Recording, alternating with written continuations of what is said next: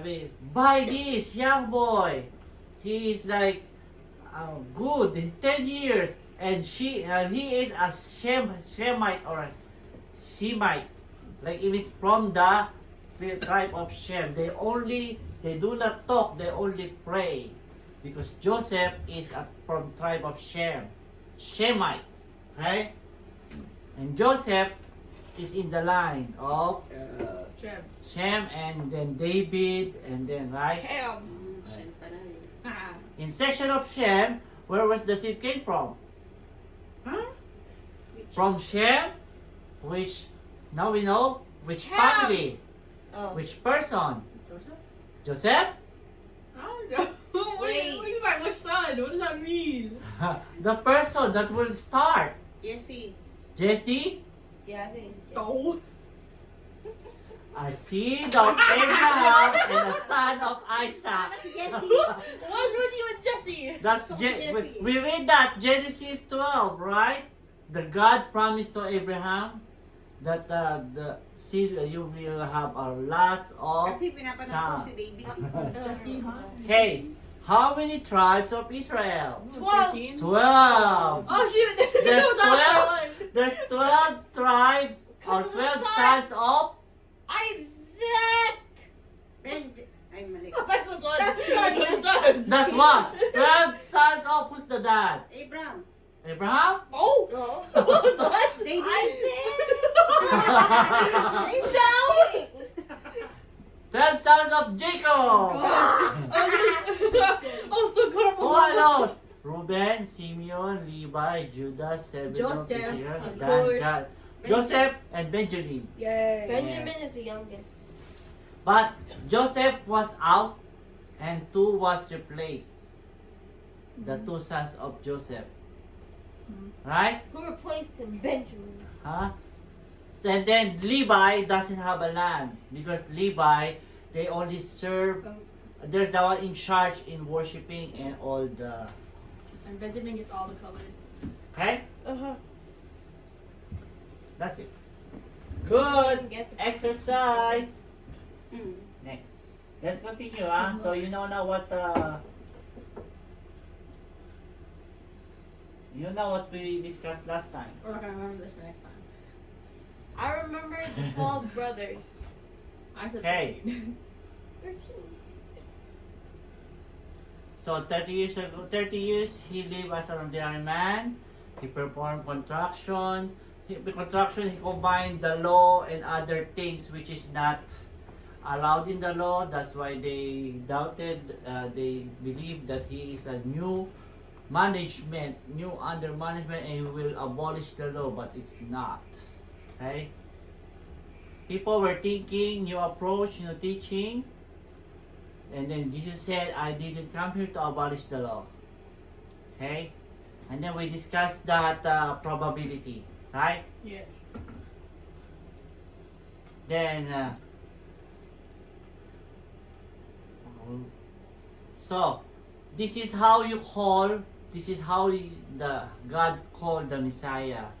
From the beginning, it was written in the Bible from Genesis unto now. And then, there's like I mentioned, like if you call somebody, you wanna call like your relative in the Philippines, there's like 6 billion. How come you can call a specific person, which is there's a lot of people?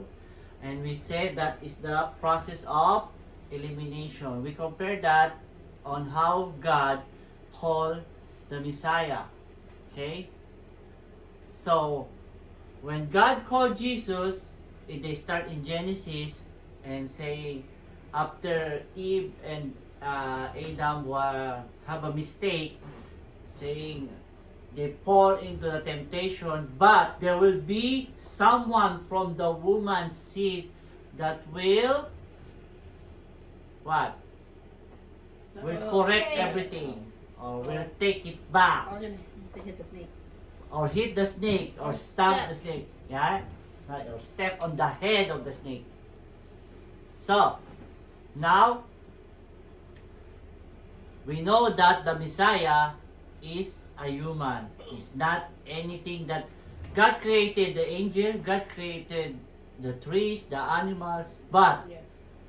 God said the Messiah is a man. So now we know among the creation of God, the deliverer will be a man. Okay? Number 3, we know it's a man, but where? Where is gonna be coming from? In the Shem. Shem's generation. Okay? Because after the Noah's Ark,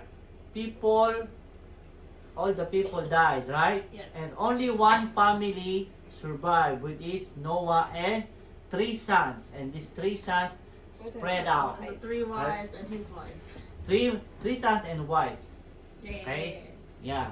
Because God wants a new breed.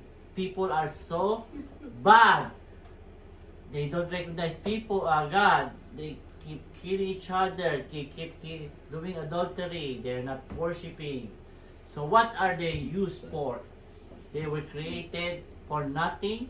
So God said, I will eliminate all these people and start a new breed or a new generation. A new breed.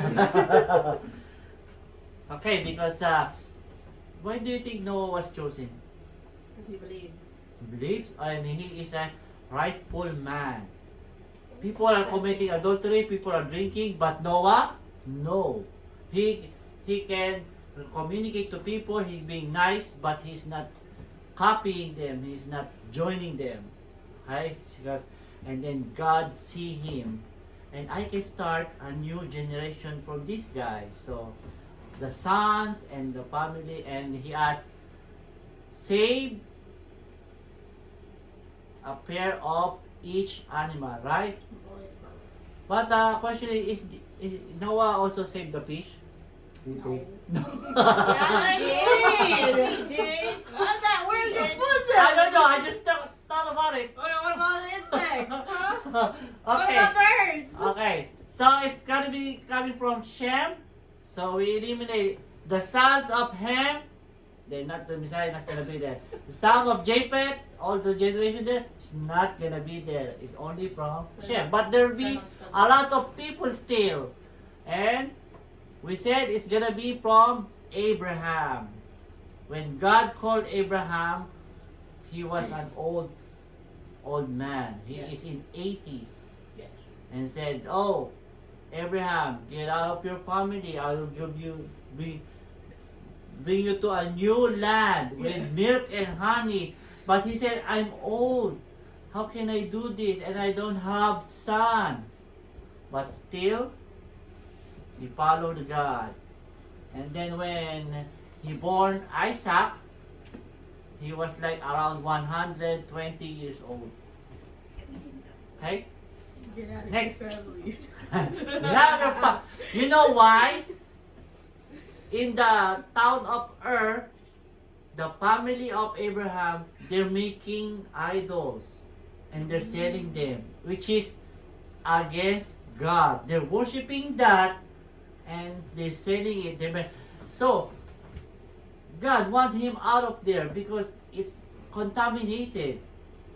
So he wants him to be a straight guy.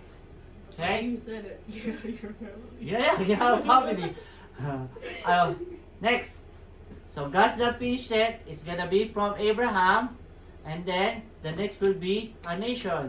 The Messiah will be coming from tribe of Judah. How many tribes? Wow. Is Judah the No, eldest? 11 tribes. Is Judah the eldest? No. No. Reuben is, No. right? Let's read this. Did we read this? No. Genesis? Oh, We let's go. didn't get to finish the other 2 last time. Huh? We didn't get to finish the other 2 last time. Which one? No, because like, remember? I know, but we're done with this, number 5. No. No? We did yeah, we talked about 5, but we didn't read that. Sige, let's read Genesis 49 verse 1 to 12. No. Sama ba ako dyan? 12? Yeah. 49. Right. 1 to 12. What the fuck? No, Ma. It's 1 to 15. Then Jacob called Hold on, Ma! his Okay, got it. sons. What page? There you go. Oh, we'll find it. Okay. Go Sino find it. mabasa muna? Si Mama? Ma, ikaw muna. Then, And ano? next is, And ano? Me. Oh, you This know. is me. And ano? counterclockwise. Or clockwise. Jacob's last word to his son. Mhm. Then Jacob called his sons and said, gather around that I may tell you what will happen to you in the days to come. Assemble and hear, O sons of Jacob. Listen to Israel, your father. Reuben, you are my firstborn, my might and the first fruits of my vigor, excelling in rank and excelling in power. As unstable as water, you shall no longer excel, because you went upon your father's bed. Then you defiled it. You went up